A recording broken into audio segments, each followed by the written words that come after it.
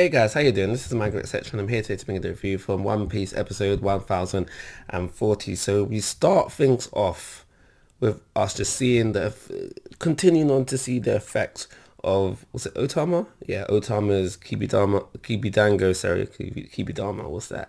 Kibidango, and just seeing how the numbers are changing basically, because obviously because she is now controlling some, if not all, the gifters.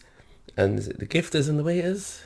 No, the gifters and the pleasures. I think it's gifters and pleasures. But regardless of that, she's turning the numbers, and because there's turning numbers on the allied side of the forces, it's helping to defeat some of the numbers on the Beast Pirates.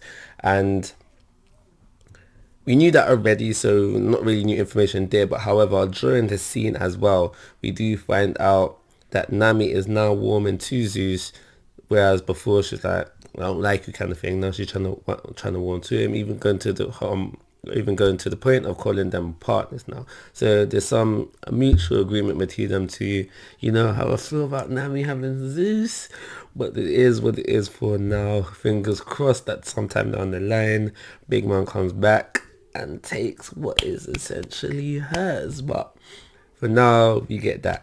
And then we move on to what the majority of the episode is about, which is jinbei versus Who's Who. Now, during this fight, Who's Who does do a bit of talking, and it's during this bit of the episode we find out about the sun god Nika.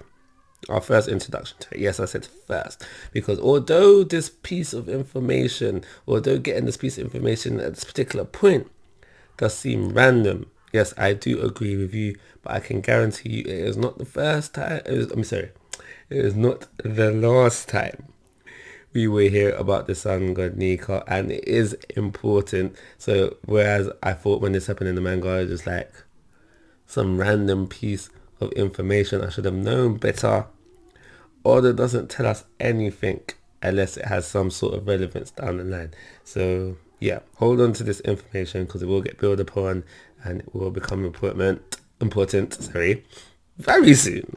Very soon. So talking on about the fight, more about the fight itself. When this happened in the manga, when this fight played out in the manga, I was just like, man, it wasn't a fight I particularly enjoyed. However, seeing it animated, my opinions have changed ever so slightly.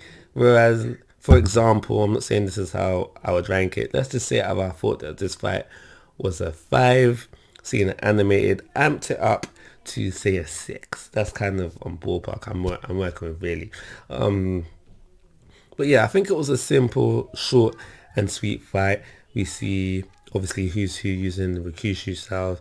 We see that jinbei does have at least the basics of ornament haki. There is a point within the fight where his face also goes black, and now in the anime that's shown for a split second, but obviously in the manga you can look upon it a bit more because obviously it's a drawn panel.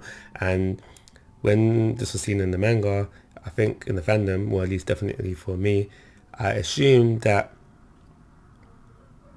jinbei went full body on haki, kind of like Virgo did way back.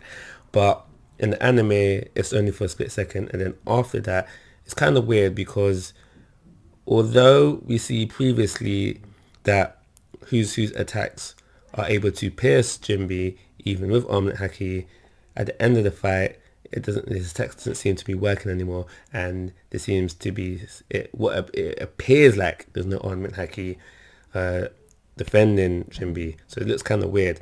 But I do feel like the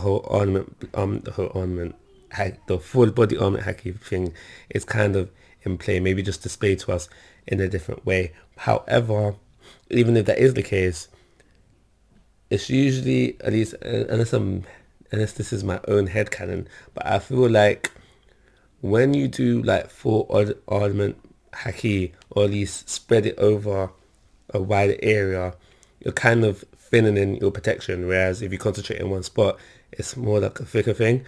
I don't know if that's my own headcanon or if that's the way actually ornament haki works, but if that is the case, then doing the full ornament would be of thinning in his protection, therefore shouldn't really be protecting him better than what he was doing before. Another thing I do want to say about this fight though, and it's something that just dawned on me just now. Now, usually the debut fight for a straw hat is usually a pretty good one. It's usually a pretty good one. In most cases I can think of, it's a good fight. In most cases. I'm not Jimmy. All of them. Zoro, Sanji, even Chopper had a good debut fight. A good debut fight. And now maybe I'm in the wrong here in assuming that this is Jimmy's debut fight. Because I was thinking, debut fight for the Straw Hats, even though most of the debut fights for the Straw Hats happened before they become Straw Hats. So maybe I'm in the wrong here in assuming that this is Jimmy's debut fight because we have seen Jimmy fight previously. But it's just the thought that came to mind. Don't really know about it, Teeza.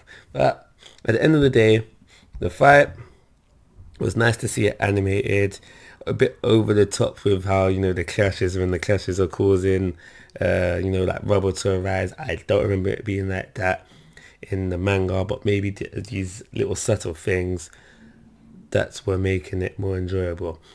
So I am going to give this episode a 3-star rating. If the fight was a bit long, because like I said, it was a short and sweet fight. If the fight was a bit longer, maybe a bit more epic, more bit more dramatic, more fighting scenes going into it, because the majority of it was just talking.